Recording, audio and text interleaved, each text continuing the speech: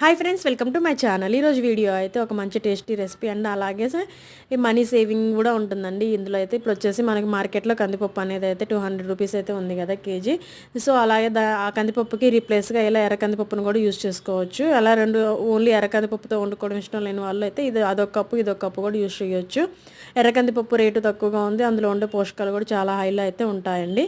ఇప్పుడు వచ్చేసి రెసిపీలోకి వచ్చేసామంటే ఒక కప్పు కందిపప్పు, ఒక కప్పు ఎర్ర కందిపప్పు రెండింటిని నానబెట్టుకున్న తర్వాత ఇలా తోటకూర కానీ గోంగూర కానీ ఏదైనా ఆకుకూర తీసేసుకొని అందులో ఒక టమాటా కూడా యాడ్ చేసి 4 పచ్చిమిరపకాయలు కూడా యాడ్ చేసేసి కుక్కర్ పెట్టి 3 విజిల్లు వచ్చేసిన తర్వాత ఇప్పుడు వచ్చేసి తాలింపు పెట్టుకోవడం కోసం అయితే ముందుగా ఆ కడాయిలో నెయ్యి కానీ నూనె కానీ యాడ్ చేసిన తర్వాత కొంచెం తాలింపు గింజలు యాడ్ చేసేసుకొని అందులో ఉల్లిపాయలు యాడ్ చేసేసి కలర్ చేంజ్ అయ్యేదాకా ఫ్రై చేసుకోవాలి. అందులో కొంచెం చింతపండు పేస్టు అండ్ అలాగే మనం తీసుకున్న మిరపకాయలు సరిపోకపోతే అందులో మళ్ళీ కొంచెం కారము అలానే కొంచెం పసుపు కూడా యాడ్ చేసేసిన తర్వాత ఇంకా మనం ఉడికించి పక్కన పెట్టుకున్న పప్పు